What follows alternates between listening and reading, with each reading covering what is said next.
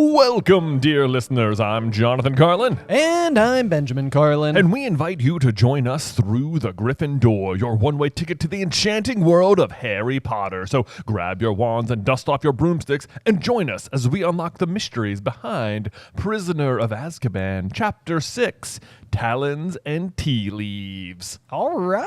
Yeah. Man, talk about a mega chapter. Dude, this, I think, is the longest chapter we have read to date. I was like going through it yesterday. I was like, I've got like 20 minutes before the end of work. Let me make some notes on this chapter. And I was like, I didn't even get to Hagrid's class. I know. Yeah, you just keep going. And that's the thing. I mean, sometimes that is the case with Harry Potter chapters where it's like the chapter title or what, like, it's like you don't want to have like spoilers baked in there, so sometimes it's kind of like, oh yeah, this chapter, and like a lot of other stuff does happen. But yeah, we've got divination, we've got transfiguration, we've got care of magical creatures, we've got like time turner things starting to pop up. Oh, for sure. Yeah, yes, we've got like Hagrid's, the 1 hour into his new job, and so the plight begins. Right.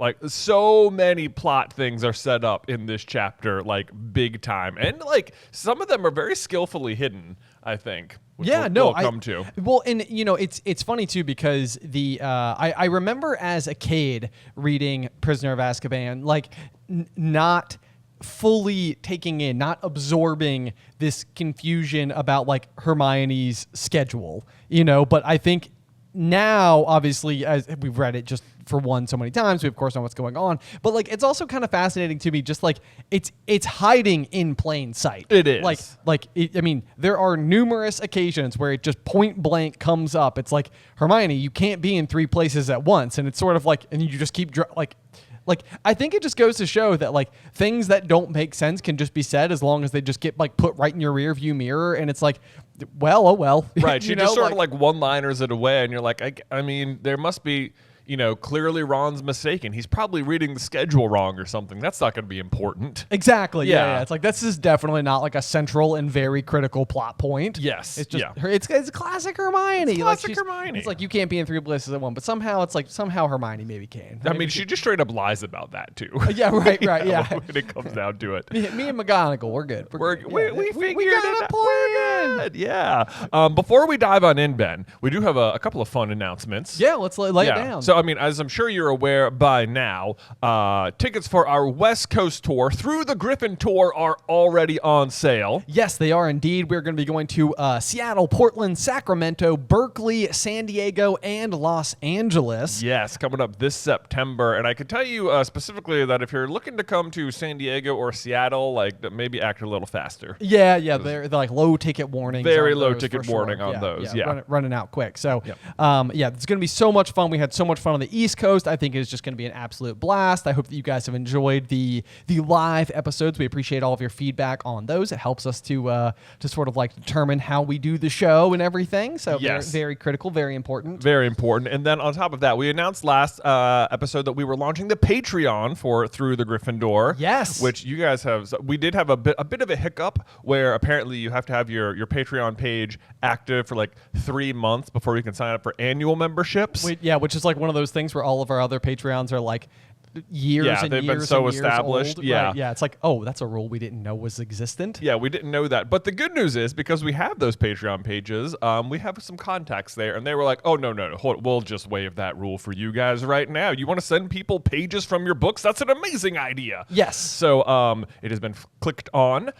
Huge shout out to the over 100 people who have already signed up. I know, so cool. I mean, my heart was just really swelling looking at the email that day, like, oh my gosh, no way. It's like one of those things you're like, no one's going to sign up for this. No one cares. I know. And then you're just like, they do care. It was just like, oh my God. I mean, like, you guys are seriously just the best. So I bring it up again today because, one, in case you hadn't heard, if you sign up for an annual membership on the Patreon at either level, we have a $5 level and a $10 level.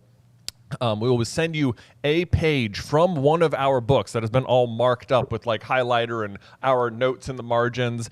And I'm excited from one of the first 2 books. And then, if there's enough demand, we'll continue on with Prisoner whenever we're done. Yes, yeah, absolutely, yeah. So if you want like a genuine artifact from the show, like it's not like from a copy, it's from our copy. Yes. So yeah, we held them, we used them, we wrote on them. Yeah. It's the page we stared at as we did the episode. Yes, so. but because we have patrons now, we have questions for the Owlry, which is one of the levels where after each show, Ben and I are going to answer one of your questions in the owl. We've gotten some owls from you guys. We're going to open the letter. We're going to read it. We're going to discuss whatever question is in there. And this week will be the first episode of the Owlry. I know. I'm so excited. I know. Like One of the best parts about doing this entire show has been even just how much it's like brought new creativity into like our Super Carlin Brothers channel and like the theories that we're making over there, and like just like I feel like it is turned into this whole like breath of fresh air, and I think that's in huge part due to the community that's surrounding this, because there's just no doubt about it. It's like we've brought together so many incredible Potterheads, all of whom have great thoughts, great questions that we have not considered before, and those questions are so fun to answer. They really are. So thank you so much for your questions and your patronage, and I'm looking forward to the Owlry today. Well, I'll just give you a teaser of the question. We're going to be discussing what would have happened if Voldemort hadn't been killed, but had just been arrested, but all of his Horcruxes destroyed. So that's what we'll be discussing in the Owlry. Nailed it.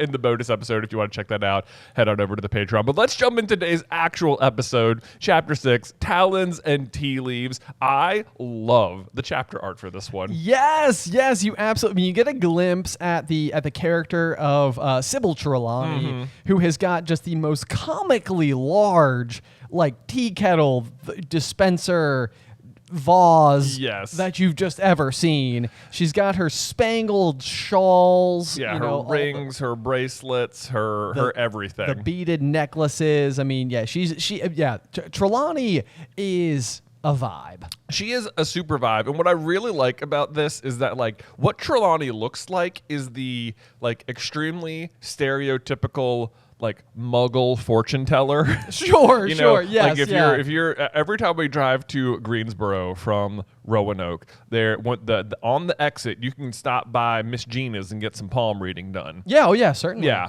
If you're up for it. I always look by. I'm always like, Miss Gina's still in business? She's still there. Should we do it? Sometimes I'm like, for the lulz, maybe we should. It'd be so interesting. I know, it'd be very funny. But as ever, Muggle fortune telling, all a tremendous farce. Yes.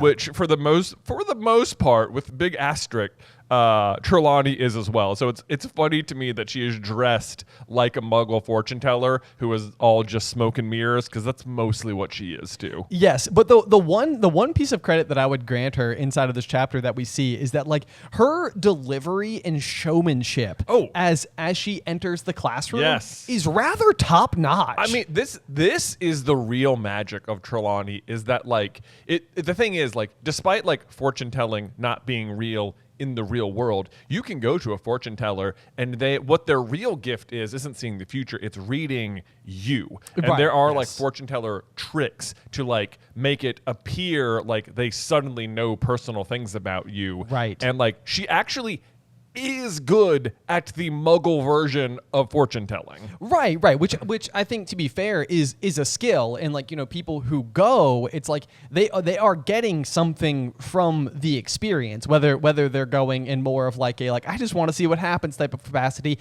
or if they're going for some measure of comfort and the person is able to provide them with that comfort. It's like there's no value in that. Right. And it does seem like when she comes out, like she's got some tips, like some tricks of the trade that she uses. There's of course like the famous Neville, once you've broken your first teacup, be sure to use the blue ones next. I'm quite fond of the pink.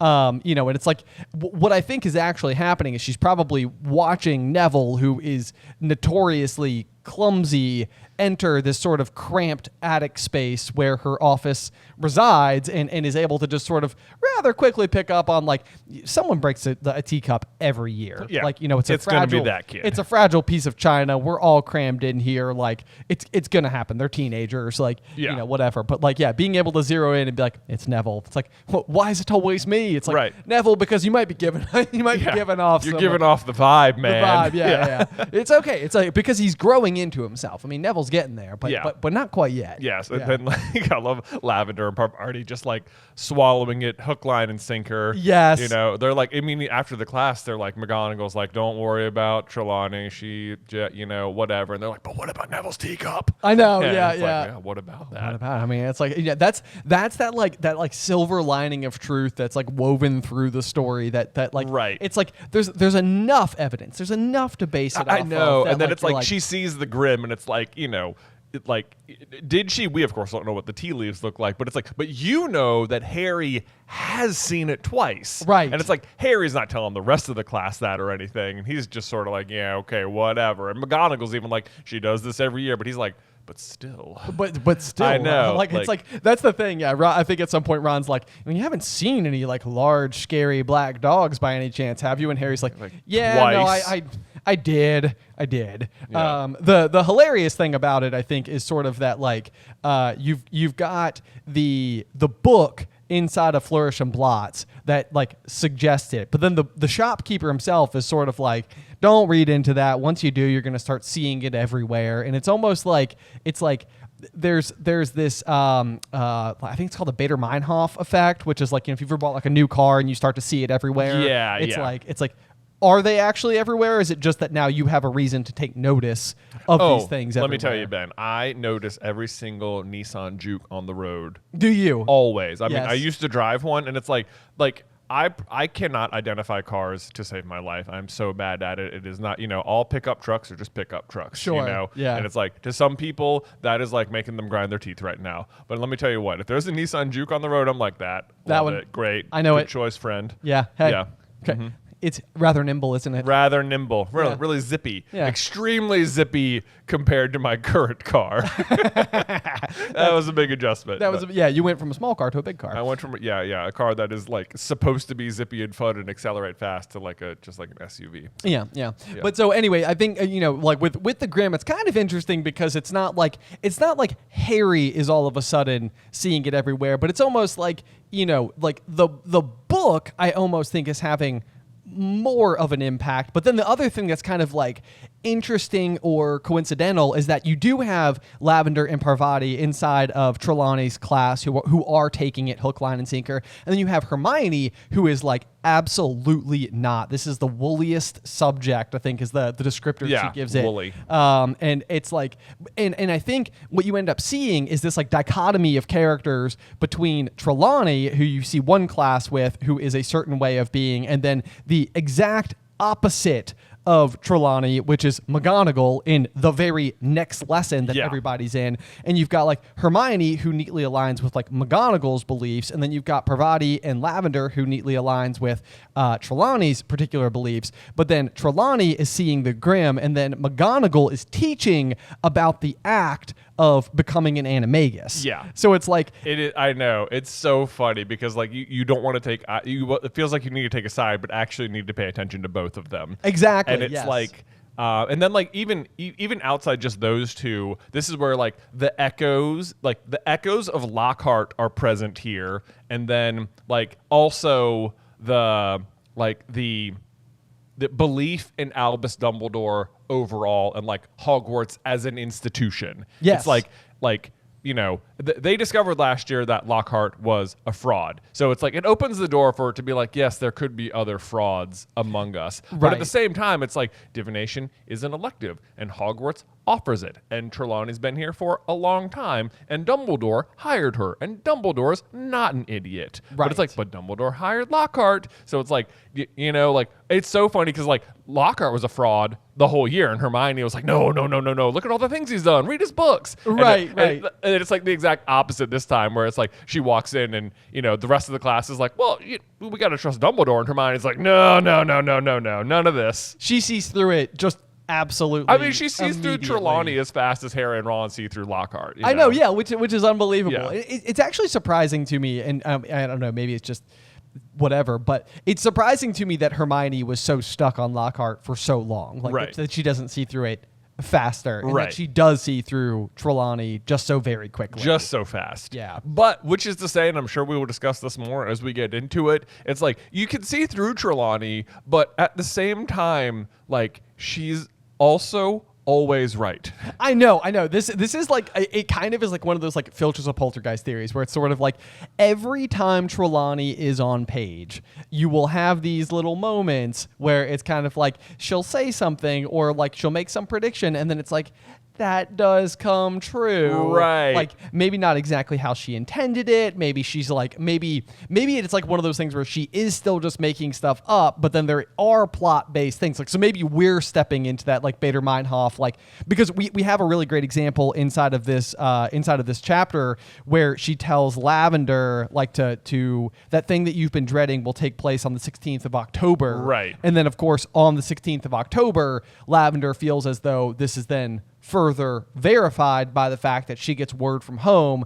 that her rabbit, Binky, has passed away by way of devourment of Fox. Right. I phrased that really And weird. then, like, yeah, Hermione pokes all the holes in it. It's like, but he wasn't unhealthy and he wasn't old, so you wouldn't have been dreading his death. And he actually didn't even die today. You just got the news today. Right, like it happened on a different day. It happened on a different day altogether. Right. But it's like, but, so it seems like actually Hermione is correct and Trelawney was wrong. However, the one level up, the thing that basically all of the students are afraid of is Sirius Black breaking into the castle, which also happens on that day. Yes, So it's like, yes. like Lavender is afraid of that happening, as are all of the students, but it makes it feel like, oh, it's like Lavender especially. It's like, maybe not especially, I don't think. Right. But she is afraid of it happening, and she is singled out, and it does happen on that day. Right. No, you're Yeah. absolutely correct. Yeah. So it's like you think, and of course we want to like align with Hermione because it's just sort of like, of course, Trelawney's like, ridiculous. And like, obviously these predictions are just not real. Yeah. But then, so you're like, see, Hermione, logic. Thank you. The Yeah. voice of reason in the room. And it's like the thing about Trelawney is that she's always right, but she's often right in spite of herself. Yeah. She doesn't know she's right, or her interpretation is wrong, even though like you can see where the mistake happened. Like I think she tells Parvati in this chapter she should be fearful of like a red-haired man or something. Yes. Right? Yes. And she turns around and looks at Ron and you're like, and it's like, does Parvati ever have reason to be afraid of a red-haired man in the rest of the book? And it's like, no, she doesn't. However, if you're Trelawney and you're looking into the future, what you might see is someone who looks exactly like Parvati having a bad time with a red-haired man at the Yule Ball because Parvati has a twin sister who does have a bad experience with Ron. Yes, exactly. So it's like she's right. She just doesn't know Parvati has a twin sister. Exactly. Yeah. Exactly. So it's like so her declarement to Parvati is technically incorrect, but you can also see why the mistake happened Exactly. because there happens to be someone who looks exactly like her. Exactly. Who is her sister. I know. Yeah. So it does seem to happen just like over and over and over. over and over. And I mean, we've made a whole video about this. It is like every time. I think maybe with the exception of when she's like threatening Umbridge with things. But even that, I think that might even be true too. But there is I'm glad you actually brought up Umbridge because I do think I had mentioned sort of that dichotomy between the characters of McGonagall and Trelawney, and I do feel like this is very intentional. Like you've got somebody in McGonagall who's highly analytical, who is highly like skill driven, like very focused, very stern, and then you have Trelawney who is the opposite in every way. And basically like it's clear that Trelawney doesn't really leave her attic office space very often. And by not often, like not even for the start of term feasts or any school feasts between the start of Harry's year and now. Right, yes. Because he has never seen her before. Right, precisely, which Yeah. like is even addressed directly in the book. It's like, you maybe haven't seen me because I tend to keep myself... Right. It's like, it feels like it should be a requirement for all staff to be at the start of term feast. And maybe at the very least. Yeah, maybe that's like Dumbledore being like, hey, by the way, staff, don't forget to be there. Trelawney, you can skip it if you want. But don't worry, Yeah. we'll send up some cooking sherry for you. It's fine. It'll be good. Yeah. But I do love the fact, though, that like when push comes to shove and Umbridge, who is just, it's like, I would never describe Trelawney as like the worst. She's just who she is. Yeah. And that's just like, it's whatever. But I love the fact that like when Umbridge is attempting to oust her from the school, McGonagall does like then heroically and kindly come to her aid and defense, and it's like, okay, see, it's like because that's like the classic like enemy of my enemy is my friend type of situation a little bit, but I also think it's like, okay, see, Umbridge is the actual worst. Yeah, it's like Trelawney's like, she's like maybe a fraud, but she's harmless, and it's like Umbridge is harmful. Yes, full of harm. Yes. Full of harm. Harmful, yeah. Yes. That's the word means. Yeah. Absolutely. Yeah. All right. And maybe we should actually dive into the page by page here since we just got immediately sidetracked by Trelawney and the chapter artwork, but I do love it. So we kick off. Harry is arriving for breakfast the next day in the Great Hall, where he spots Malfoy, who's doing a ridiculous impression of a swooning fit and to a roar of laughter. So he's making fun of Harry for fainting, which to me, it's like, this is already one day later. Malfoy was already doing this like yesterday. I know.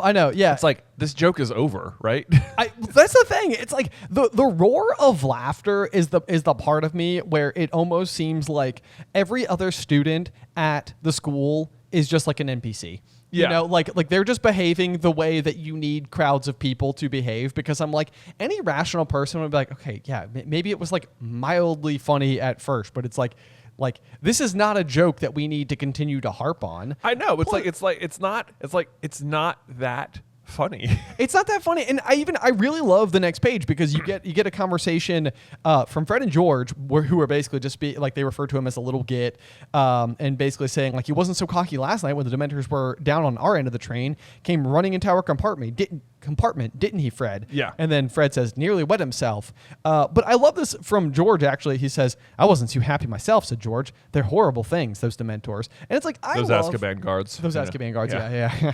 I love this, though, because it's like, I like that Fred and George, as like goofy and comical and upbeat and like whatever as they may be, it's not like they have like some overinflated sense of like bravado. Right. It's like this thing where it's like, yeah, honestly, like, that was not a comfortable experience. Not good. Like they're not trying to brush it off like, I handled it with ease. Right. It's like, no, it sucked. Yeah. And They made me feel bad. They're like, they made me all cold. Exactly. But that's the thing where I'm like, who are these people who are roaring with laughter? Because surely, like, and maybe this is like the classic high school thing where like, if somebody does something embarrassing that maybe you've also been embarrassed by, like the goal is like to direct attention to that person and not yourself, or something, like attempting to get into the psychology of like a high school brain.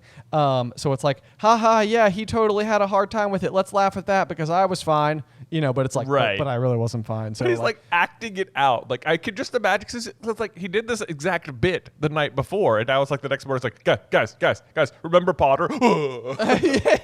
Yeah. And it's like, I think he's gonna do it again before the end of breakfast. Right. You know? Like, guys, remember 5 minutes ago? Right, yeah. It's like, this is the person who tells the joke and gets a good laugh, and then they keep telling the same joke, and it's like, okay, it was funny the first time. Okay, it's like, yeah, if you were like Crabbe or if you were the first person to sit down with Malfoy, it's like, by the time the 5th person sits down, you're like, dude. Yeah, we've seen this. We've seen it, okay? Yeah. Or not. They just keep laughing.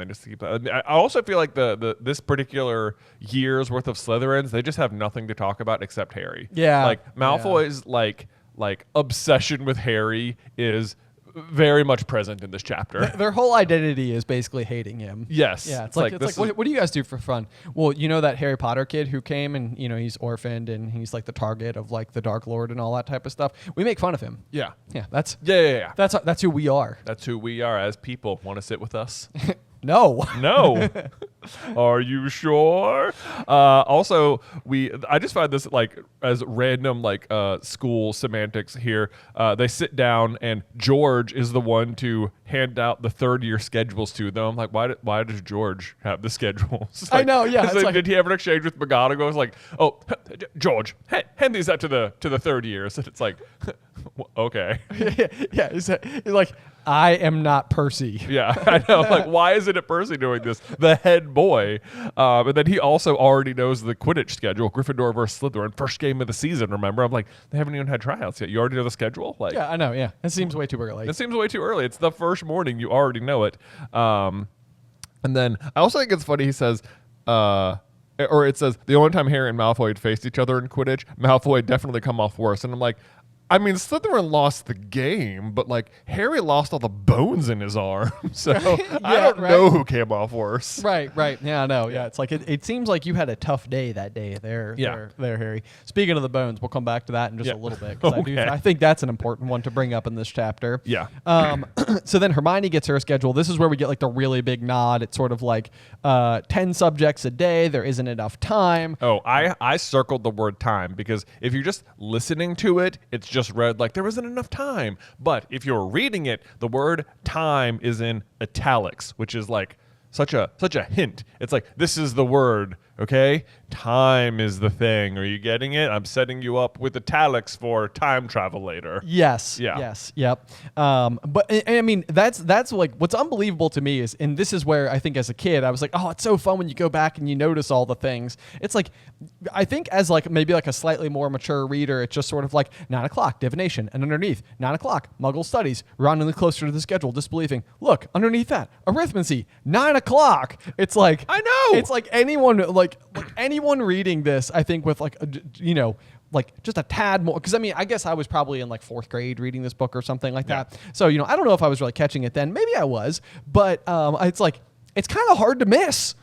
I mean, it is kind of hard to miss. I guess you don't know what it's going to be. You don't know what it's going to be. Like, clearly there's something askew here. Right. And like, you don't know exactly how she's handling it. What stands out to me as an adult is the absurdity of the schedule. Like because Harry and Ron took Care of Magical Creatures and Divination as their new electives. Right. And conveniently, they're not at the same time. But if they had chosen, I don't know, Muggle Studies and Arithmancy instead, what would they have done? How would they have made it to both classes? They couldn't do it all of a sudden. Like the scheduling at Hogwarts is just bananas because this is the 3rd year's first time all of these are the elective courses. Right. All of these are new classes. So if you're having your 2nd year students sign up and try out new electives, the fact that 3 of them happen at the same time is wildly prohibitive to them taking new classes. And it's like, it's very discouraging. Like you can't do it. Right. Like you couldn't have taken. Basically, they're saying choose Care of Magical Creatures or Divination and one of the other 3, because otherwise you won't be able to take them at the same time. Like this is their first experience with this. They should have ample opportunity to take the classes. It's not good scheduling. It's not good scheduling, especially. This is what really drove me so crazy about it, is later in the chapter, you will learn that after lunch is when they have their first Care of Magical Creatures class of the day, right? Yeah. That's when they have it. Right. And it is Hagrid's first class ever, right? So Hermione has had... Like, if you took the other 3 classes, they scheduled 3 classes for the 3rd years at 9 a.m., and Hagrid had 0 classes of any year at all until after lunch. Right. What was he doing with the morning? Why isn't he teaching the 4th years or the 5th years? Yeah, it does seem like he should have had other classes happening. Well, and the other kind of interesting thing too is that so Hermione is taking divination at 9 o'clock, but then inside of the divination class, you've also got Dean, Seamus, Neville, Harry, Ron, Parvati, Lavender, Hermione herself. Yes. It's like the entire Gryffindor 3rd year class took divination. Yes. Meaning none of them are taking these others. The other 3. Yes. Exactly. So does that mean that like Hermione's just in class with the teacher potentially by herself? By herself? It almost has to mean that. Yeah. Maybe it's like Care of Magical Creatures where they have it with the Slytherins. Sure. So it's like Hermione, and it also maybe it's just that like only the Gryffindors have divination at this time or something, and the Ravenclaw 3rd years would have their own time period for it. I suppose so. Or no one from any other house took divination. Right. Yeah. It's all. Yeah. What is it? Sinistra? Is that who teaches? Or no, arithmancy is what I was going for. Yeah. Yeah, Vector? yeah, Vector is vector. arithmancy because Okay. that's like Vector, with yeah. direction and magnitude. Yes. That's from Despicable Me. Okay. I was like, Because I'm committing crimes. that sounds like with a reference. Direction and magnitude. That's a good one. We've been watching the Despicable Me movies at my house, so we can go see the fourth one this weekend. I did not have Despicable Me reference on my bingo card for today's episode. Probably didn't. Gryffindor. Yeah. There you go. There you go. Nailed it. Vector! Anyway, schedules at Hogwarts be bonkers. They do. We'll move on because we've got plenty of pages left and we're barely making it. I know. And then I love but Ron does ask her, how are you going to be in 3 classes at once? And it says, don't be silly. Of course I won't be in 3 classes at once. And it's like, outright lie. You will be. You will be. Yes. At least based on how the current time continuum works. Yes. Yeah. Yep. I love when Hagrid walks up and it says he's absentmindedly swinging a dead polecat from an enormous hand. Why? I guess it's for the hippogriffs, but Sure. Yeah, honestly, I'm not going to lie. That one, is, as much as we were like combing through it, just went clean over my head. It Yeah. must have just been like, oh, what a classic Hagrid thing to do. just walking around with a dead cat. No need to pay that any additional attention whatsoever. Yep, We not also at all. know last year he was just walking around the castle with a dead rooster as well. So maybe it really is commonplace. It's right there. He's been up since 5, getting ready for this post-lunch class. I know. I do like the line from him though. Yeah, been up since 5, getting everything ready. Hope it's okay. Me, a teacher. Honestly, it's just like it's like you can feel the pride emanating from him. Yes, It's like, it is. aw. Especially, and it's like I love that he's talking to them because it's like it's pretty much down to them clearing his name. Yes, Yeah. true. Yep. This is Yeah. a big deal for Hagrid. So Of course, he still has to do all of his gamekeeper duties. Naturally. We're not gonna hire someone else to do that. Jeez. right, no, that'd be ridiculous. How many galleons we have to spare? Look, we've Apparently enough to pay all the house elves, but not another gamekeeper. We've already trained Hagrid. He's been doing it for 50 years. It's fine. Yeah, right. He can do both. You know, Both. Why not Both. Yeah. why not both?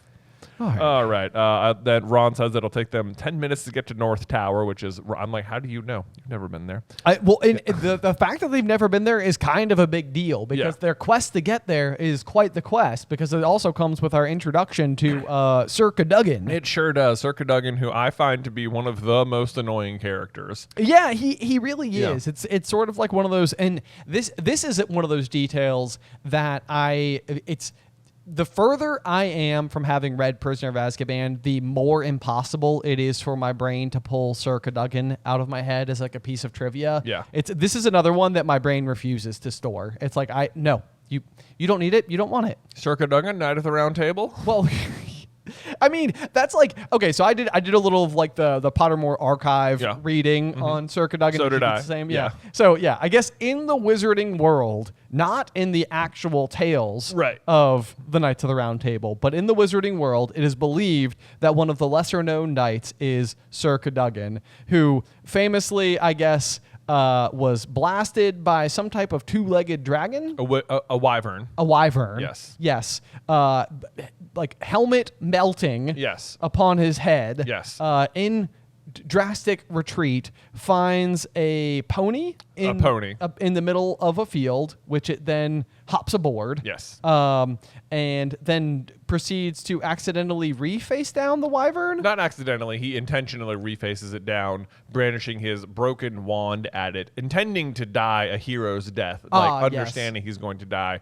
But because his wand is broken, it's sort of like, I think it like splinters the wyvern's tongue, and then when it goes to breathe, it's like gaseous fumes added. It gets ignited and blows up. It blows up. Okay. So that's his big heroic deed. So he's kind of a calamitous Yes, absolutely. character Yeah. of sorts. Yeah. So, but that is the real in-universe history for Sir Cadogan and why he has his noble pony. Yes, it does. I want to point out something by Ron too, is that when they're looking for North Tower, Hermione they don't know where to go. And Hermione says, "I think it's this way," and Ron says, "Can't be. That's south. Look, you can see a bit of the lake out the window." And I was just like, "That is impressive orienteering by Ron to have his like absolute like has the compass just live in his mind for the direction of the castle and the lake and stuff. No, I know. This actually it immediately reminded me of our grandfather. So we have like a small, very small camp up in Lake Champlain, Vermont. Yeah. And it always felt like every morning you'd wake up and he'd be like, wind's out of the north. Yeah. We're gonna have breakers on the beach by noon. And then sure enough, you'd have breakers on the beach by noon. Yep. It was just like, all right, well, I guess we're not water skiing today. Yep. Anyway, do you remember the weather box? I do remember the weather box. Oh my gosh, Yeah. I mean, I want it, you know. I mean, it was for those who don't know. Yeah. It was a small cube, maybe 3 inches by 3 inches by 3 inches. Yeah. It had like a little flapper on it, and someone's voice, I presume, is recorded every single day, just like reading the news in a very like old timey kind of tone. I am pretty sure that it has an antenna on it, and basically you click it on, and it's just set the frequency on this particular radio, which has one button on it, which is the flapper, is that it is set to one frequency, and that frequency is the weather. The weather. The weather. Yeah. And it just repeats. And it just repeats it for whatever it is. I assume, like, I don't know if it's like has to be at Lake Champlain, or if we brought it here, it would be like, here's the Roanoke weather. Yeah. Oh. I know, right? How fancy could I that know. be? Yeah, we got to get this weather box. I know. I've always loved that thing. What a detour. I know. You guys know about weather boxes. Everybody's like, Everyone's like, okay. all right, headed back to Harry Potter here. Yep, let's you do it. braggarts. That's Yeah. what Sir Cadogan calls them. You guys, tour season is upon us, which makes me so excited for today's sponsor, Pair Eyewear. Like, we have been going through all sorts of different outfits. We want to make sure we like look our best and give you guys the best performance possible while we're like up on stage. I cannot wait to see you guys. Beth has literally put together like a Google Doc and is picking out outfits. It's like, I think you should wear this. And I'm like, okay, you probably know better. But I have, total control over my face. As you can see, I've gone for mustache. You're welcome. But also, this is why our Pair Eyewear is so clutch, because they have such a cool product. And you cannot believe how much fun the process is picking these out. So what you do is you just go to the website, you pick some base frames, which I'm wearing right now. As you can see, they look very good. They have all sorts of styles, whatever you want. But then you get to start picking out like the clip-on customization frames. And like, watch this. I've got some Slytherin frames right here. Boom. They just magnetically snap right onto the glasses, and you can just keep changing it. You can get like as many as you want. Look, I've also been watching X-Men 97. Check this out. Boom. X-Men glasses, just like that. Now, obviously for a show like this, I'm rocking the Harry Potter, but I am not a single fandom kind of person. As you guys probably know, we love everything, which is why today I also want to tell you about the Star Wars collection they have, because they have 21 different kinds of frames to customize however you want. You can embrace the dark side, the light side. You can go Mandalorian, Grogu. I mean, whatever you want, they got it. And it's like, I cannot, seriously, like once you get it, you will not stop just like clipping them on. It's so fun. And once you have the base frames, you can add as many different tops as you want to expand your collection, and they start at just $25. All right, and here's the deal we have for you. I'm going to read it just verbatim so we don't mess up. You've got one pair, infinite possibilities. Go to paireyewear.com and use code Griffin for 15% off your first pair, and support the show by mentioning Through the Griffin Door sent you in the post-checkout survey. That's paireyewear.com, code Griffin. What's interesting to me is that Harry, Ron, and Hermione can't find North Tower, but when they do find it, all of the other Gryffindors are already there. Yeah. Everyone else found it. Everyone else is like, yes, we have maps of the school. I know. Why are there not like signs? That occurs to me. It's like, there's no signs in the school. No. And, like, they don't hand out like maps. Like when you go to college, like the first thing to do is they're like, here's a map of campus. You're probably going to need that. Oh yeah, I used mine for like the first like 87 days of school. Yes, right. Like it's a big place. And like to me, what I kind of like this explanation though is that like, they don't hand out maps because exploring and discovering the school like on your own is like part of it. Part of the curriculum. Yeah, part of the curriculum. Yeah. It's like you got to go wander a little bit. Yeah. Even later, they're going to be like, it took them so long to find McGonagall's classroom. And I'm like, what do you mean? It took you a long time to find McGonagall's classroom? I was like, you've been there. It's your third year. No, you know where it is. Yeah. Oh man. But yeah, so we find our way up to North Tower, where there is the silvery ladder that descends down. Do you think she was up there waiting for someone to say, how do we get up there? Yes. I think she was. I think she because was. it's like on command as soon as Harry says it. There is the description. Then once they arrive, it says it is. Sorry, I'm between 2 pages here, so I have to start on 1 page. In fact, it didn't look like a classroom at all. More like a cross between someone's attic and an old-fashioned tea shop. Yeah. And the thought that crossed my mind was literally whether or not when Dumbledore hired her, he was like, "We are not creating a new classroom. We have an attic, a storeroom that she can use." Well, I mean, in a way, he's like, the reason Dumbledore hires her is basically to hide her. Yes, Like, yeah, unbeknownst to her. Right. Yes, Yeah. she is hired because that's like one of those where it's like, okay, he hired Gilderoy Lockhart on purpose, which we've always attributed to Dumbledore's big plan and basically the need to like show Harry like what the dangers of like fame and kind of getting like a big head can be, which is very specific to Harry. But Trelawney predates Harry by quite a bit in terms of her tenure at the school. But the big thing that's going on there is that it's just Dumbledore has hired her because she is the one who professes the prophecy and About Harry. about Harry. She doesn't know it, and his fear is that she will do it again to someone else, and then other people will know. Yeah, And or that like her memory will be read, or something. It's like, okay, or that she'll make another one, and if she does, maybe that'll be useful too. Right, which right, also right. happens. Yeah. So Yeah. I guess the real question would be whether or not divination lives on at the school after Voldemort's defeat. Well, this is the weird thing about divination is that like Professor Trelawney is like, for all intents and purposes, like a fraud in terms of like doing the stuff she says. Like Sure. she like as a seer, the things she says come true or whatever, and like she has real prophecies. But like at the same rate, like there are OWLs for divination. Yes. and like people are passing them. Right. You know, like so Percy does. Percy does Yeah. at the very least, and Bill must have, and Barty Crouch Jr. must have. Right. I guess we don't know that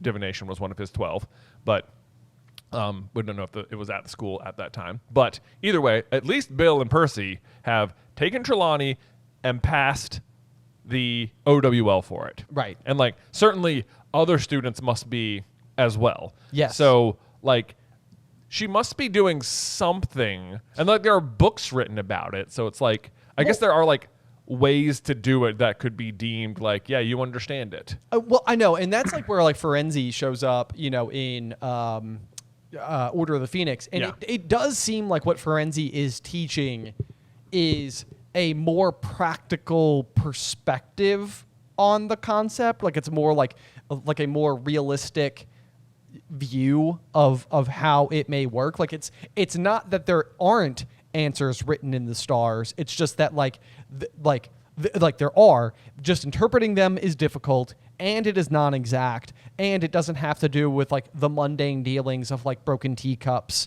and Right. you know, dead rabbits. Right. Like it's like this is like large planetary movements that dictate the ebb and flow of good and evil in, you know, all of everywhere.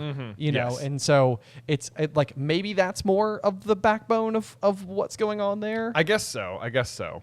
Something like that. But Yeah. but like she's the teacher and they're passing it. So Right. Well, I Yeah. think even both Harry and Ron end up getting an OWL in divination. do they? I believe they do. Okay. I think that they do technically pass, like with Like the lowest passing grade. the lowest passing. Yeah. Yeah. They don't Okay. get like troll. Okay. Or yeah. Okay. Well, anyway, I guess she must be doing something right, or else maybe just if you read the text, maybe it's like you read the textbook, you get it. You know. Right. Yeah. Yes. Let's see. And then she says, you may not have seen me before. I find that descending too often into the hustle and bustle of the main school clouds my inner eye. But like, yeah, we already sort of talked about that. I find it so weird that she never ever leaves, even for the feasts. I think it's the cooking sherry that's clouding her inner eye. I know, right? Exactly. It's so funny. Like, what a weird thing to make her drink. Yeah. Let's see. I love the whole books can only take you so far in this field. This is what immediately I think turns Hermione off. Like, I wonder if her opening speech had been different if she doesn't like have a different tact on Trelawney from the outset. Well, I mean, even like her own, like Trelawney's own description of it does not necessarily suggest to you that this is a class that you would be taking because you can develop a skill in it. It's almost like, are you or are you not naturally gifted with an incredibly rare ability? Right. You know, and it's like when it really boils down to it, that's all of it. That's pretty much it. Yeah. I mean, Yeah. like when it comes to being a true blue, genuine seer. But like maybe not too, because like she does do like later on in Half-Blood Prince, like she's reading like the tarot cards, right, You like know, the lightning struck tower. like, and that's just like out of book learning. You know, she's not like seeing through the cards or something in some like magical way. She's just like she knows what they means and how to interpret them, and she's doing it correctly. She just doesn't know what it's about. Yeah, and you're right. I mean, that's an interesting one too, because I'm pretty sure the way that exact scene goes is that like she runs into Harry and she's like, every time I lay the cards, no matter how I do it, it's always the same: lightning struck tower, terror, calamity, like the what is it? The Knave of Spades or whatever. Yes, yeah. So I mean, you're right. Like it does seem like the magic in some way, shape, or form is speaking through her, I think. Yeah, or through the cards. Or through the cards. Or the cards, have some magic in them. I don't know. Right. Yes. Because I mean, then obviously the 2 chapters later, the it's lightning called struck tower. The Lightning Struck Tower. And Dumbledore dies. And yes. Draco's up there, and so I mean they're right. Yeah. Anyway, we skipped over this, but I did want to point it out is that when they walk in the room, it says a voice came suddenly out of the shadows, a soft, misty sort of voice, and I love that it's out of the shadows because it's like far away from the door, but clearly she's the one who opened the door to let the ladder down, which means she opens the door, lets the ladder down, and then runs to hide in the shadow, and it's like, ooh, here's my moment. I know. I love the thought that she's like sprinting across the room and like trips. And, like one of the peeps like, I got this. Yeah. It'll take him a second to get up. Yeah. Oh man. And I know what you're thinking, like, oh, couldn't she have magically opened the door? And it's like, I don't know if she could have. It doesn't seem like she can repair her broken teacups. I know. Like, if she can't repair the teacups, the only magic we see her do outside of fortune telling is when she's like serving the crystal balls like a tennis racket. Yes. Yeah. Yeah. Which I mean, I guess that seems like maybe the same kind of magic you would use to trip a door open. Yeah. But I think it is way more likely she's got her ear to the door. She's like, oh, someone asked about the door. Open it. Run. Hide. Yes. Yeah. Entrance. I have absolutely no issues with this at all. Okay. Cool. Yeah. That's my headcanon. Yep. Perfect. All right. Perfect. Good. Let's see. I think so. I wouldn't be so sure. Oh, there's another little Neville prediction in here where not only does she predict the teacups thing, but she says, is your grandmother well? And he says, I think so. And she says, I wouldn't be so sure if I were you, dear. And this is a very sly one because it's similar to like the Parvati thing we talked about earlier, where she's seeing into the future, and he's like, "Oh yes, there's Parvati having a bad time with the red-haired man, Ron, but actually it's Padma." Right. What we're seeing here is like she's seeing Neville's grandmother in the future, but she doesn't look so well because she looks like Snape coming out of the wardrobe. Oh. Yeah, I think that's what she's seeing here. He's like, how's she looking? Right. Yeah, Yes. No, not so good. I like that phrasing exactly, because that was one of the ones where I was like, "Oh, does this like kind of struggle with our version of Trelawney is always Nope. right?" But no, I like the that wardrobe. one. Okay, It's the Boggart lesson coming up. that's perfect. Yep. That's perfect. On that note, one of the other questions I had for you was, do you remember? Okay, because it says around Easter, one of our number will leave us forever. Yeah. Is that? That's just Hermione. That's leaving just the class. Hermione. It's this is like a confusing one because it's phrased as if someone's going to die, but it just means that Hermione's going to quit the class. Yeah. Yeah. That tracks. That tracks. Okay. Yeah. Although she also says we'll progress to the crystal ball if we finished with fire omens, and I'm like, when did they do fire omens? Maybe we just missed that. Yeah, I don't know. It's just like during some of the uneventful like weeks past. Yeah, weeks passed at the castle. They'd moved on to crystal balls. Right. Yeah. It's like. Yeah. So we going to see fire omens? Yeah. Oh, okay. All right. I want to know more about that one. Yeah. This is also where Trelawney doles out the Friday the 16th incident to Lavender, which is actually a reference to Sirius breaking into the castle, not Binky.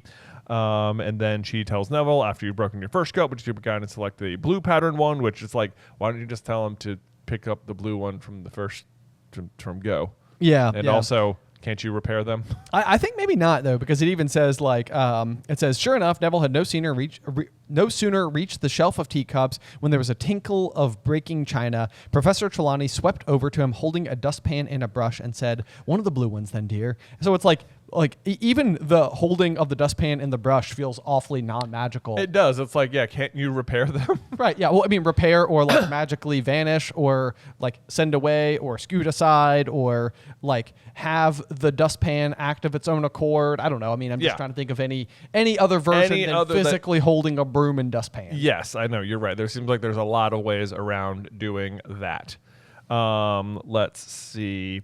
Okay, so right out of the gate, Harry and Ron seem like they're being really skeptical of the tea leaves, which I find unrealistic. Like, I feel like if I was a third-year student at Hogwarts and I was like taking divination, it's like, we're gonna go take like read the future. Like, it feels like a very exciting class to take. I agree with you. Like, I think even if there was a piece of me that had like the healthy skepticism living in the back of my mind, I'd still be like, this is gonna be fun. Yeah, I mean, it's sort of like the fortune cookie thing. It's like, you know, you never open it and think like, this is probably going to come to pass, but it's also kind of like, you know, sometimes it's a neat little like affirmation. You're like, oh yeah. Right. I can see why that applies to me. Exactly. Yeah. Yeah, but they're pretty skeptical right out of the gate, which is funny because Ron's predictions when he reads Harry's tea leaves are both spot on the money. Yeah. Yeah. So let's see. What's his first one here? Let's see. My turn. Ron peered into Harry's teacup, his forehead wrinkled with effort. There's a blob, a bit like a bowler hat, he said. Maybe you're going to work for the Ministry of Magic, which Harry does. Harry does work for the Ministry of Magic. He becomes an Auror, which I think is a stupid outcome. I think he should become the Defense Against the Dark Arts professor, but that's just me. It's fine. No, anyway. It's not just you. It's not just you. I think it's everybody. It's Everybody is everyone. in agreement. There's a gigantic curse on the position by Voldemort, who Harry defeats. And Harry is like the DADA guy, and he teaches Dumbledore's army, which is like half of DADA. Hogwarts is his home. Hogwarts is his home. He should be there. He should be there. Yeah. Anyway, he's not. He works for the Ministry, so Ron is correct with his prediction here. Maybe you work for the Ministry. And then his next one says, a windfall, unexpected gold. Which is just like, that also comes to pass. Yes, because of the Triwizard winnings. Yes, that happens next year. Harry unexpectedly wins the Triwizard Tournament and gets gold. Ron says you can lend me some. Hilariously, Harry just gives all of it to Fred and George. Yes. So maybe he mistakes the red-haired man as well. Look at you go. They do look awfully similar. Yeah. Man, it's also what happened to McGonagall earlier in this chapter, where she gave George the schedules instead of Percy. Yeah, right. Everybody's just mixing up the Weasleys. Oh, man. I gave it to you, Percy. If you've seen one red-haired boy in this school, you've seen them all. You've seen them all. You know, they're all just out there. Even they're all so different. I'm kidding. Yeah. Oh my gosh. So then Professor Trelawney swoops in. She starts, making all the scary predictions. The Falcon, my dear, you have a deadly enemy. This is kind of funny. Well, I don't know. Obviously, it's just Voldemort. Sure. But I guess possibly you could interpret it as Sirius Black within the context of the book, because Harry's currently worried about it. I suppose so. Yeah. Yep. I was wondering. I was trying to think of like a fun way that why the Falcon? Yeah. Because it's like there's so many different like birds that are relevant to Harry Potter, but it's like falcons are not. Falcons are not, and it's like they're not really with the enemy either. Does anyone use a falcon ever? Not to my knowledge. Yeah, I mean, Buckbeak is more of an eagle, less of a falcon, right? Yeah, so I don't know if there's anything behind that. Yeah, I don't know. Just If anybody has an answer, let us know. That'd be a good one to discover. I would like that tidbit.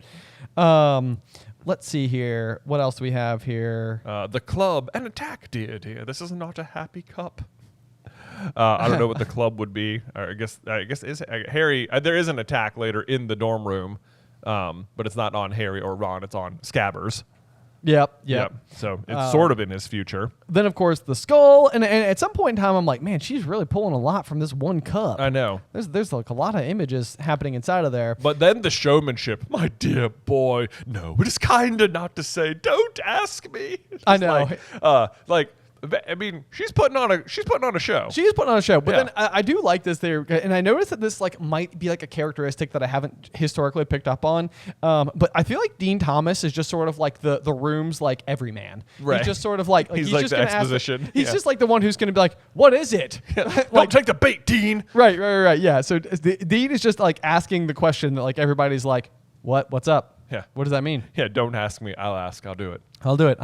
What we need. Where's to know. Bem? Where's Bem in all this, Bem? Dude, I wrote literally a thing that is just where's Bem when you need him. Exactly. Yeah. Exactly. Yeah. Bem, if you don't know, is the random Gryffindor student who shows up in the third movie and then promptly disappears, but he delivers some truly unsettling lines to the audience. Yes, he's just like very, very well informed and intense. Yes. It's like, okay. Okay. All right. Thank you, Bem. Like trying to catch smoke with your bare hands. It's like, Yeah. Okay.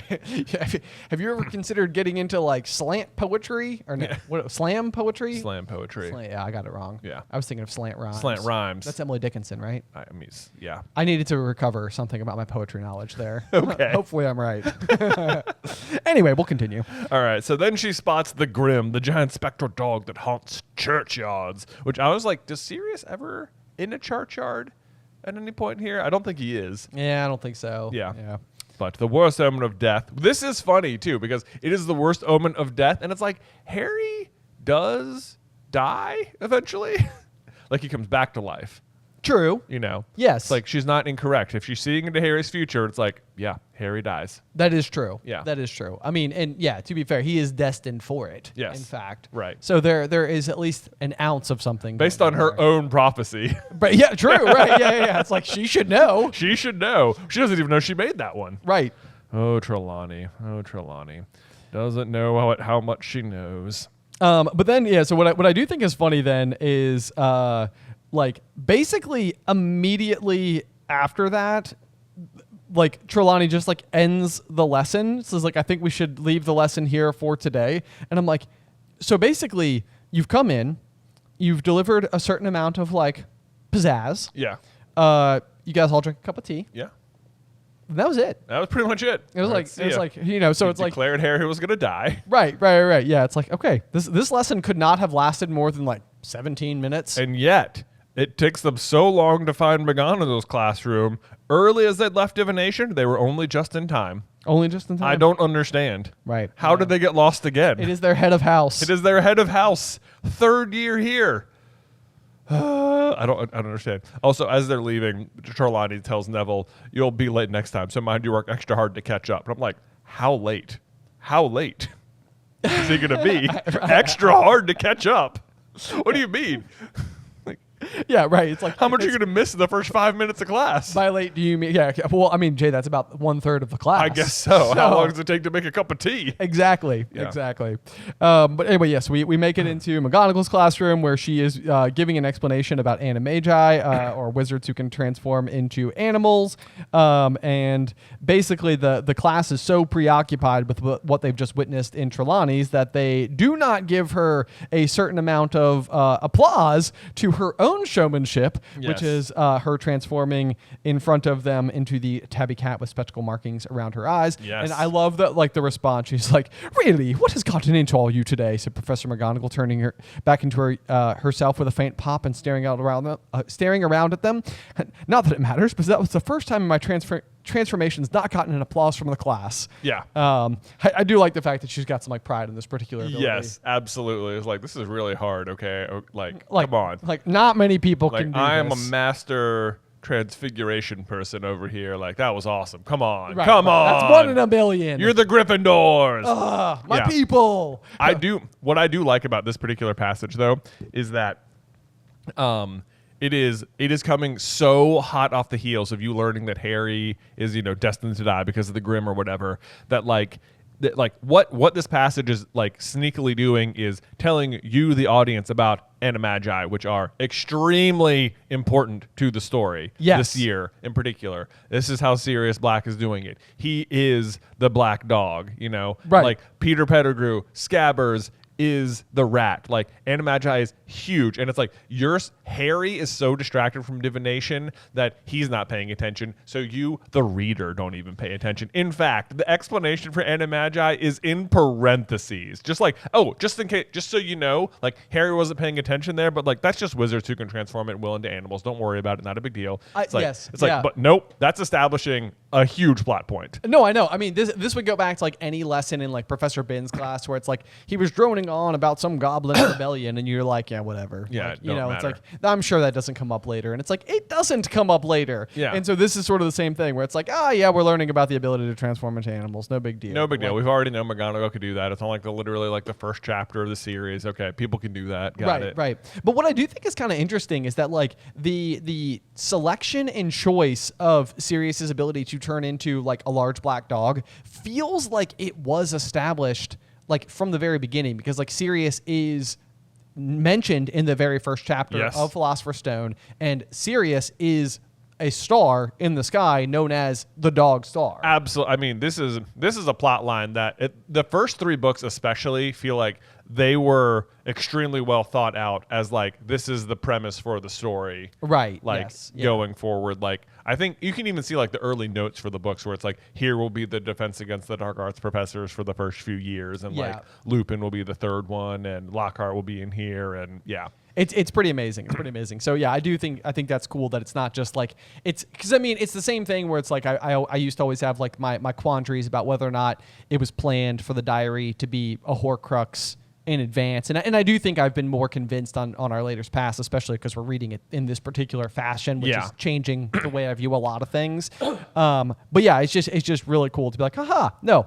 this is not shoehorned in there. This feels like it was very intentional from the beginning. Yes. There was just no need to properly. Even in that first chapter, we see McGonagall transform from a cat into a person. Right. So like even that ability, like this, like it's not like that was just concocted. Right. You know, it's like, no, we've seen it before. We've seen it before. I mean, it's almost the same trick. It's like it's the first bit of magic you see too. So you're just sort of like you don't know how rare it is or how difficult it is. Like that is your introduction to magic at all. Right. Is this right, yes. and it's by a trusted person you like. So you don't even think about it as being like a thing the enemy could use. Like potentially or something. nefarious, yeah. Right. Which is it's the exact same trick as the Polyjuice Potion. It's like it's introduced in 1, it pays off in 3. Polyjuice Potion, introduced in 2 by the good guys, used nefariously by the bad guys in 4. Right, yes. 2 books later. I know. It's so funny because it's a book about magic, but oftentimes the writing itself is the magic trick. Right. Because it's like the prestige.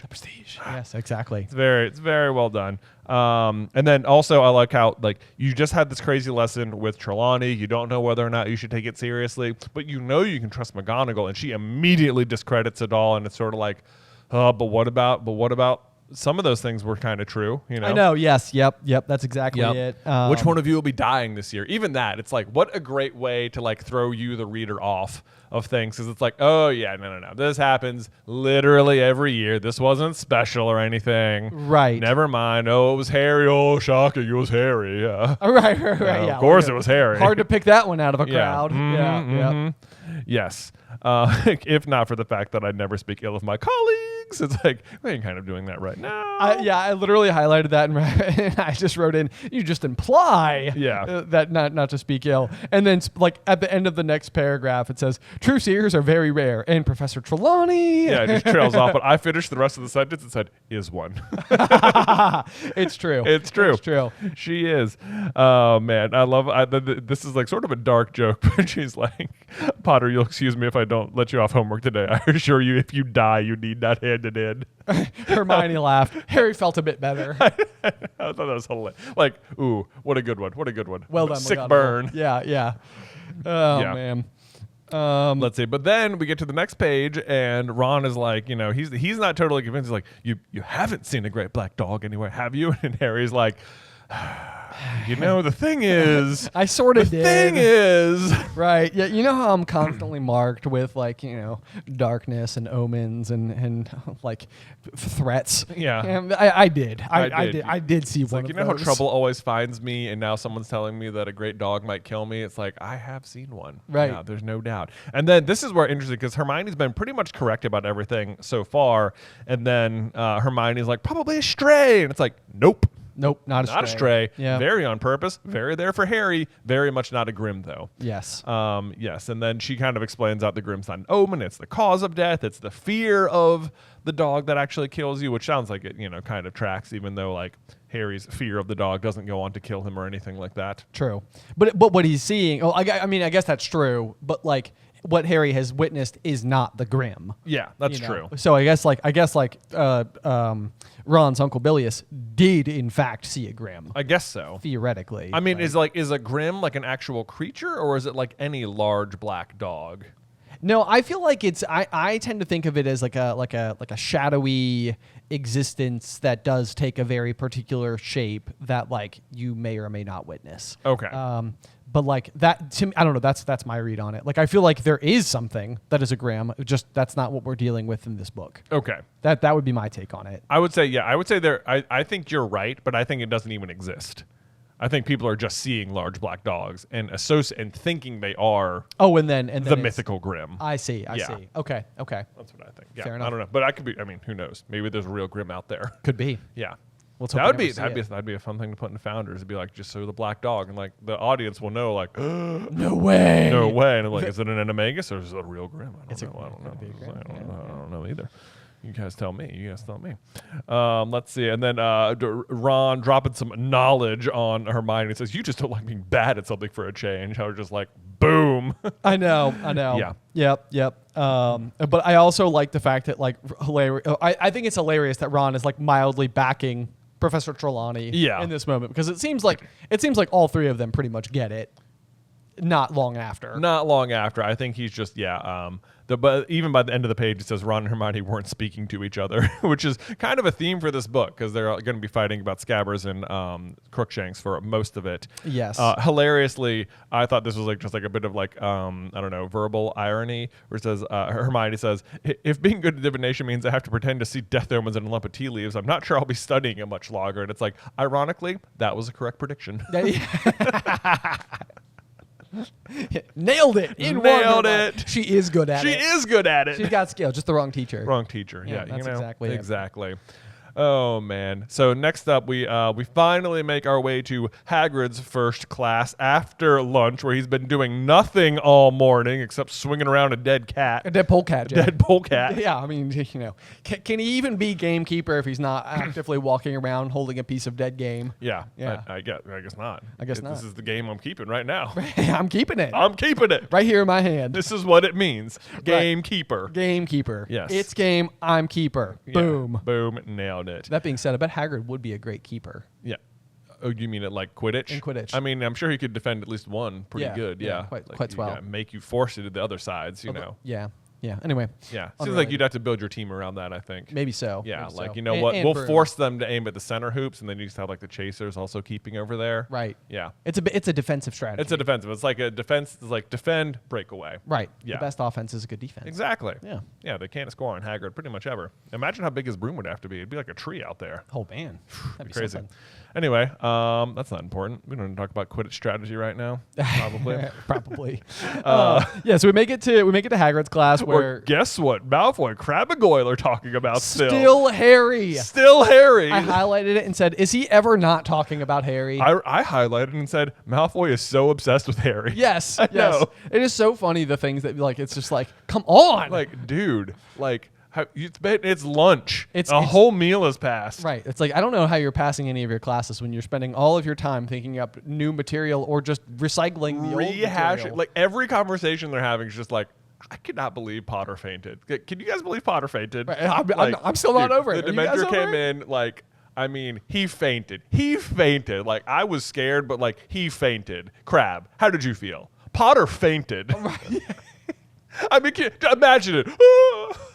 Like but like seriously, that must be his line of conversation for the last like 12 hours. Yeah. That's basically all he said as far as we are aware of. Right. So no wonder he didn't figure out how to open up the book. Yeah, right. How do you like that transition? This is very, very good. I think this is funny though, because it's like Malfoy's being rude to Hagrid here, and yet it's like this happens a couple of times where like Malfoy's rude to Hagrid, but like in a I kind of see where he's coming from sort of way. Yes, yeah. Like he says, yeah. So basically, Hagrid's like, "You've got to stroke him," and Malfoy's like, "Oh, how silly we've all been. We should have stroked them. Why didn't we guess?" Yeah, And Hagrid's like, tremendously funny. I thought they were funny," said Hagrid. Hagrid said uncertainly to Hermione.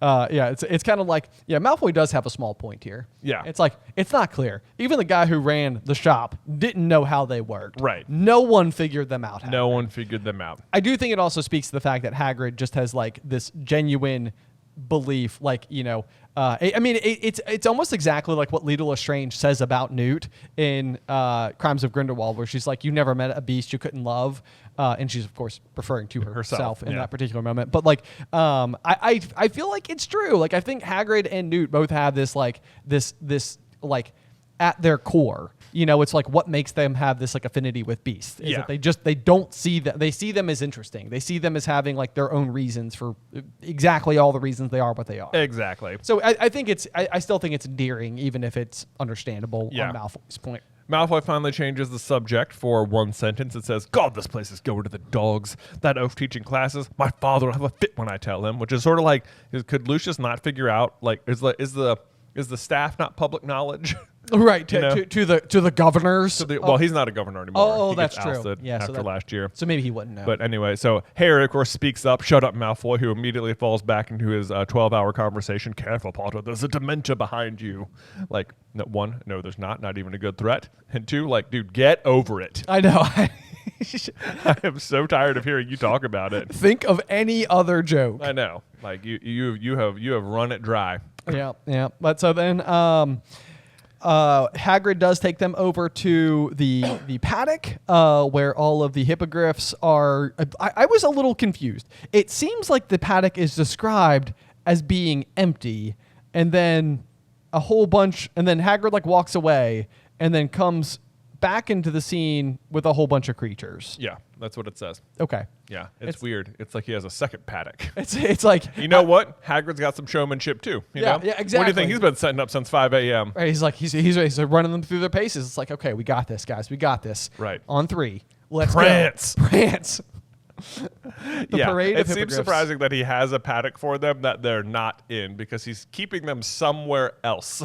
Yes. Yeah. Yeah. This is also one of those things that, like, when you're reading the book, there's like a whole group of hippogriffs, whereas if you just watch the movie, it's like it's just Buck with her wings over there, you know? But yeah, good save. Thanks for one quick second. I didn't want any Death Eaters listening to realize that one of the hippogriffs in question has been sentenced to death. Yes, indeed. Yeah. The other thing I do think is interesting, this is just like a trivia question, because I think I would get it wrong, is the various colors of all of the hippogriffs. Oh, man. Which, would you be able to include pinkish roan? Couldn't have gotten pinkish roan. Might have gotten gleaming chestnut. Yes. Might have gotten inky black. Oh, I see inky black and let's see here, bronze and pinkish roan were the ones I was like, I don't think so. Stormy gray sounds like Buckbeak, Witherwings, and gleaming chestnut just seems reasonable. So Yeah, right. I know. Like, what is roan? I don't even know. I don't know. A roan I thought was a name of a horse. Oh. Like I thought like a roan is like a term for a horse, but that could just be incorrect. I don't know. Maybe people are describing the color. Because I'm imagining it's like being pink, but if like roan is like brown, then it's like pinkish, like pinkish brown or something. Like a coppery color, like a coppery bronze? color. Yeah, maybe like a rose gold or something. Yeah, you know, maybe. Yeah. But we have bronze already. We already have bronze. Yeah, Yeah, okay, so it's not that. Otherwise, you're just being really. Harry's a stiffler for colors. You know. Yes. He's Indeed. like, oh, look at the pink one. I'd call it more of a pinkish roan, Hermione. Harry's like actually missing out on like a great oil painting career. Like, yeah, I am the chosen one. I have to defeat the Dark Lord, but I am so good at painting. I love it. I just love it. Yes, indeed. Yeah. I do like the way that Hagrid is explaining it to the class. Again, this is like one of those things where it's like I think it speaks to his respect for animals. He said, "You always wait for the hippogriff to make the first move." Hagrid continued, "It's polite, see." And I just like it's polite. You know what? Like, yeah. What? So I hate to be like on the side of Malfoy here No as way. well, which Okay. I'm not really on the side of him or anything. That sounds like it. Yeah. It's not. But like Harry and Ron are going to go on to say like Hagrid said don't insult them or they'll attack Right. or whatever, right? But I will point out that what he actually says is don't never insult one because it might be the last thing you do. Which is a double negative, which otherwise reads insult them, or it might be the last thing you ever do. Whoops. Whoopsie. So, look, as far as I'm concerned, Malfoy's just listening to what he said. I know. He's like, okay, I did the bow, now insult.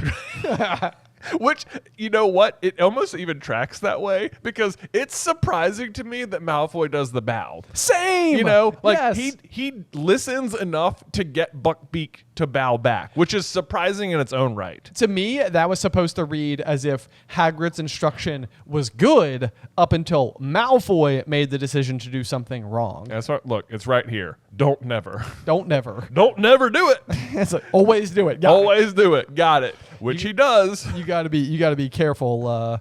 Careful with those Double negatives, double Hagrid. negatives. Yeah.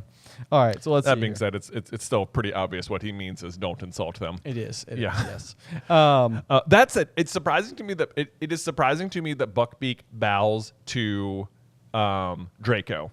However, as it is describing Buckbeak, the word that is when Harry is approaching Buckbeak, it says the hippogriff was still staring haughtily at him. And I circled the word haughtily because that word is otherwise almost exclusively used to describe the character of Narcissa Malfoy. Oh. So it's like, maybe this is why Buckbeak bows to Draco, because Buckbeak and Narcissa are actually kind of similar. And Interesting. Narcissa likes Draco. Okay. The haughtiness. I actually think that I think at times Sirius is described as having a slightly haughty look. I was saying this, I'm pretty sure Rowena Ravenclaw is described this way as well. Yes, because I think we have a theory that Rowena goes way back, and they have like a common ancestor, and that's like this like haughty look, like is like the common thread through all of them. Anyway, not relevant in this particular moment, but I thought it was interesting because I had information behind haughty. There you go. Yeah. All right. There you go. Haughtiness. Yes. Anyway, let's see. This is maybe just like parsing the information a little too carefully, but when Buckbeak, Witherwings, bows to Harry, and after Harry rides Witherwings and gets off, it says, the class broke into applause, all except Malfoy, Crabbe, and Goyle, which to me means all the other Slytherins are applauding as well. Oh, good point. You know? See, NPCs, man. I told NPCs. you. Pansy Parkinson is cheering for this. She is. She is, according to the words of the book. Yes. Pansy Parkinson, notorious fan of Harry Potter riding a Buckbeak. Exactly. You heard it here It's first. in writing. It's in writing. Yep. It's I canon. mean, they're named. They're named out. Malfoy, Crabbe, and Goyle, the only ones who didn't break into applause. Wow. Which means Wow. Pansy Parkinson did. Look at that. Throwing her a little bone there. I know. She's Yeah. actually polite for 1 second. For 2 seconds, because there's 2 events here. Oh, yeah. Yeah. Although I think Hagrid, speaking of riding Buckbeak, I do think Hagrid is overstepping on the first lesson, saying, I reckon he might let you ride him. I agree. I'm like, Hagrid! It's like, okay, wait. Let's dial it in just a little bit here. We can stick with the bow, the approach, the pet. That all seems good. Yeah. Not too bad. I mean, sure, you're probably going a little intense with hippogriffs on day 1. Yeah. You know, what are we on, like, you know, Trelawney has already called class. I know, by right? this time. Yeah. You know. We've had tea. Right. We're good. Yeah. Yeah.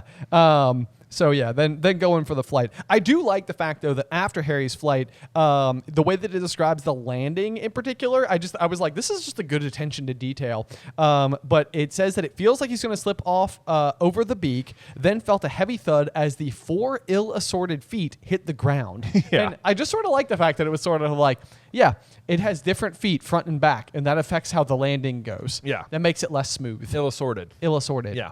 Yeah. Good inclusion there. Very good. But then everybody else starts to go through and do the bow, and it does seem to work. I do think the bowing is kind of interesting. It reminds me just a little bit of like dueling. This sort of like interesting, respect yeah. aspect, like you bow Yes. before you duel. Right. So I don't know. Maybe It's that's kind of like it almost is like has like the reverse chillin too from like Secrets of Dumbledore. Oh yeah. Where it's like it's like you have to bow to the hippogriff, and then it like considers you and then bows back, whereas like the chillin comes up and like considers you, and like if you're worthy it will bow to you as well. I wonder if this is like the origination point in like the history of dueling, where like if beasts had actually influenced the etiquette. Could be. That'd be kind of fun. Interesting. Yeah, I would just like that. Yeah. Be a fun way to fold the beast into the equation. Right. Either which way, though, as we continue to fold beasts into this particular conversation, Malfoy goes forward. He does successfully get the hippogriff to bow for him. And is it the same one? Oh, of course it's the same. It's Buckbeak, yeah, because then this is what sets Buckbeak up for execution later. Bows to him, does what Hagrid says, and doesn't never insult them. Right, which is to say, says, you're not dangerous at all, are you? Are you, you great ugly brute? Yeah. He says the word "you" like 3 times in like 7 words. Yeah.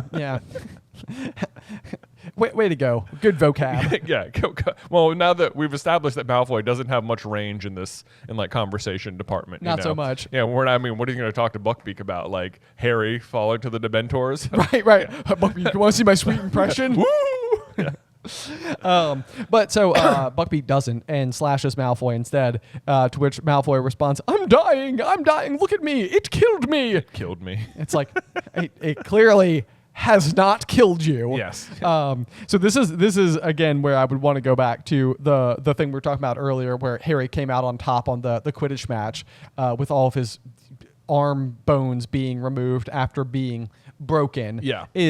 What we will see here is Malfoy be taken to the hospital wing for this injury, which also I think is at least somewhat reminiscent of flying lessons on day one, where Neville gets on a broom and promptly falls off and breaks his wrist. Yep. And Madam Hooch takes him to the hospital wing. Yeah, and no one. I know it's not. No one in at all is like, are they going to fire Madam Hooch? I know exactly. It's like, guys, we're at wizard school. There's dangerous stuff like afoot All the time. Yeah, it's like the good news is we can solve most of it very easily thanks to the magical powers of magic. Yeah. You know, like this is not that hard to solve. I know. So it's like it doesn't even seem like it would be necessarily like that uncommon. And there's no way in the world Madame Pomfrey can't repair his arm. I know, which she does quickly. Yes. He just continues to complain for showmanship. Yes. Yes. A lot of dramatic people in the wizarding world. I know they should really have like a Where's the theater department of the Yes, school? You know, the where are theater. they practicing the arts at Hogwarts? I don't know. Harry clearly should be,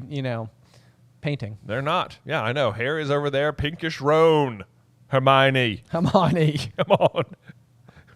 You listen to this one, Ron. Oh man.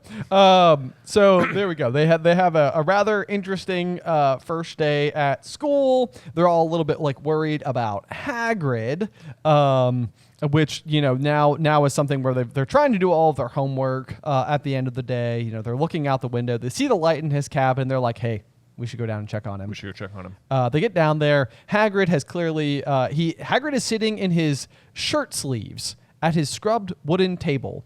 What is shirt sitting sleeves? in his shirt sleeves? Does that mean I think he's he's wearing? got his arms in his, like he's like got his head down in his sleeves. Oh, I'm imagining like a reversed muscle tank. A reverse tank top. Hagrid in just sleeves. The sleeves. He is sitting there shirtless. But he's shirtless but sleeve full. He's got a reverse vest on. Yeah. Looking real cool. Oh my gosh. That you know what? That should be the pin on the West Coast tour. There you go. Yeah. Sure. Hagrid Shirtless. sleeve, Sleeveful Hagrid. Yeah, shirt sleeve Hagrid. Yeah. Oh my gosh. No, that's a good one. Yeah. That's a good one. But no, I do think we also potentially learned something about half giant's blood. Like we know that he is like oddly immune to a myriad of curses for this exact advantage that he has.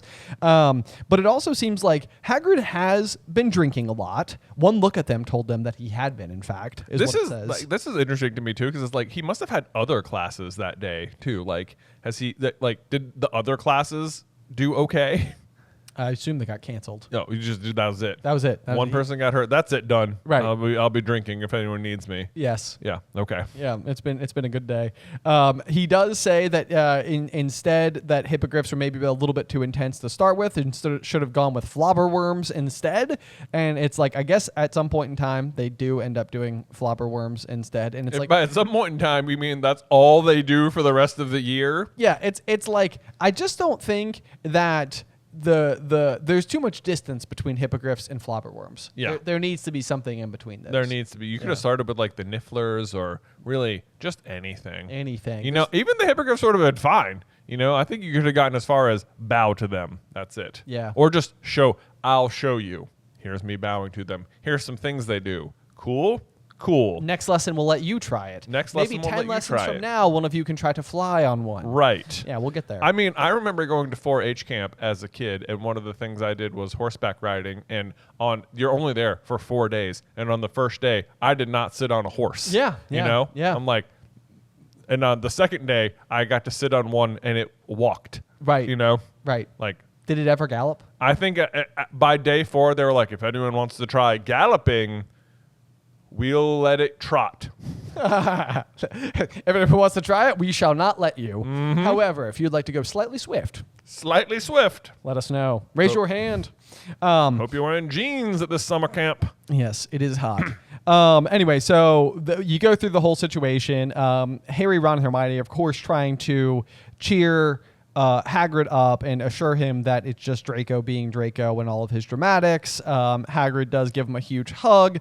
And at some point in time, I think Hermione takes away his drink and dispenses of it outside, after which Hagrid's like, maybe she's got a point, and he goes outside, and this is where I mean the Giant's Blood thing. He sticks his head in the water barrel, which seems to basically sober him up instantly. Yeah. Because really the three of them are taking care of him and kind of being like the adults in the room for this entire situation. And then after sticking his head in the barrel, it's just a 180. And maybe he drinks it. Maybe he drinks just it. like the whole barrel. Sucks up the whole barrel, you know? All right, I'm good. I am sober now. Yeah. I have drank 55 gallons of water. Exactly. But maybe, Ben. But maybe. Anyway, but so the turnaround is rather drastic, and I think it's something that I don't normally pick up on because I'm always listening to the books and not reading them. But in all caps, Hagrid all of a sudden looks at Harry and goes, "What do you think you're doing here, eh?" Yeah. You're not to go wandering around after dark, Harry, and you two letting him. It's like this is another situation where it's like they didn't have to like wear the invisibility cloak down or anything. They walked right out the front door. Right. You know, like any other student. This is one of those things where if like Harry didn't know that Sirius Black was after him, like if he hadn't overheard Mr. Weasley or Mr. Weasley hadn't told him, he'd be like, "What are you talking about?" Well, yeah, right, yeah. Why?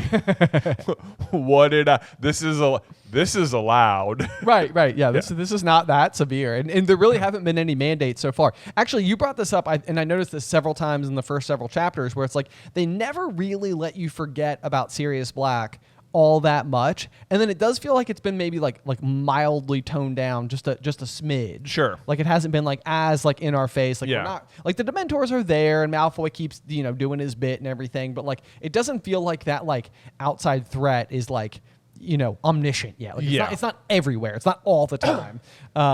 So I feel like maybe that'll continue to sort of like slowly work itself back up. But really, all in all, that does bring us to the end of chapter 6. It is the end of chapter 6, and I like the last line though. He says, "I'm taking you back up to the school, and don't let me catch you walking down to see me after dark again. I'm not worth that." Which like it is a very interesting inclusion by Hagrid here, because this is like at least the third time they've decided otherwise.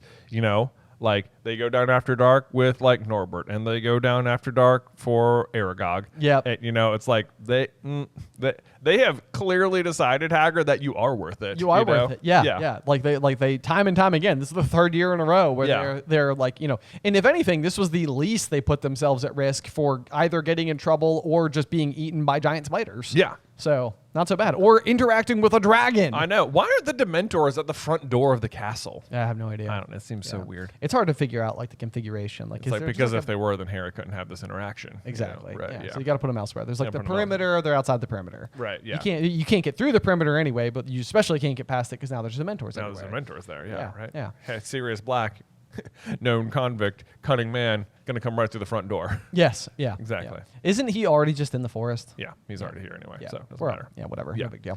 Other just kind of fun note, because it is also a good callback to our Patreon special offer that we've got going on right now. I did accidentally put a tiny little tear in my final page of chapter 6 here. And it was one of those things where I was like, it occurs to me that at some point in time, somebody might get this particular page. So I circled it and read, oops, this happened on July 9th, 2024 at 2:51 p.m.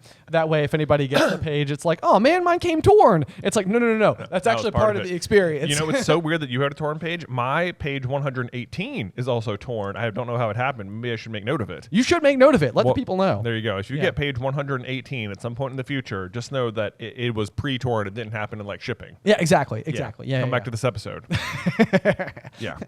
Fun little Easter eggs. Fun little Easter eggs. But speaking of the Patreon, we are rapidly approaching recording our first episode of the Owlery, where we'll be answering letters from the audience. But so if you're already signed up, make sure you go check out the first episode that will be posted alongside this one. Yes. On Patreon. But in the meantime, we will still be reading reviews here on the main show, which often include questions. Yes, indeed. So what do you got for us? So I've got a review for you today. It says this is from AUD, and then a bunch of emojis. Odd? I don't know. Odd. That's an odd name. It says, 10 out of 10 would recommend. This podcast is amazing. They really do analyze everything they can from each and every page. I can't say how great this is, but keep up the great work. This thought came to me. What would the books have been like if Voldemort never made or learned about Horcruxes until after his time at Hogwarts? Which to me is almost just like, what if he didn't know about Horcruxes? Because it seems like what if Dumbledore had removed that information from the library, ahead of time? I know, because he's seeking immortality either way. I know, it's a really interesting question, because even in this chapter, you mentioned something that I just sort of logged away just to be like, hey, we should think about this and see if it matters in any way, shape, or form. But we were talking about the hiring of Trelawney for divination, and I can't remember Dumbledore's exact phrasing when he hires her, but is it to continue teaching divination or to offer the course at all? I think it's to offer the course at all. Okay, which might mean that, and that's the reason that you would suggest that there's a chance that Barty Crouch Jr. wouldn't have taken divination necessarily, because possibly Trelawney wasn't hired. Right, maybe they didn't have a divination professor and they had a second or a 13th subject. Alchemy. So that was also my answer. You're right. I think alchemy would have been. Because alchemy is a really interesting one, because it's we know that alchemy is a field that exists within the wizarding world's magical context. So it's something that would be available. And we know that Dumbledore is partly noted for his work in alchemy with what it says, his partner Nicholas Flamel. And so that means that Dumbledore, does that mean he's doing these alchemical tests after school, or is he doing them after his years at school, or would he potentially have been taking those courses while at school?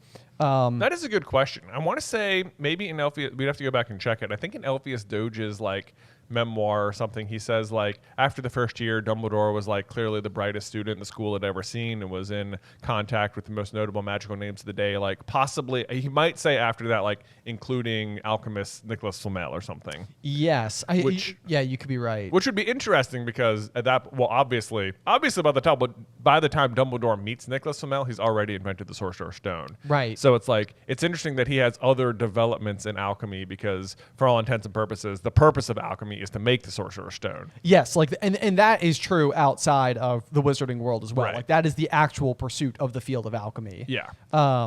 So that's kind of interesting, and so that's where my thought sort of immediately gravitated towards is it stands to reason that Tom Riddle had an affinity for the dark arts in particular. So it stands to reason that is the pathway that he would take. Though, if he never learns about it, and we do know that eventually he will be in pursuit of a Philosopher's Stone, and if he is so gifted, it seems like maybe he could succeed in making one. However, maybe the process is quite lengthy. He would have had to have worked on it for, because that's really a big question too, isn't it? Why doesn't he make his own? Why doesn't he make his own? Yeah, I guess we don't know that it was taught at Hogwarts, or maybe it was at the time, or you're right.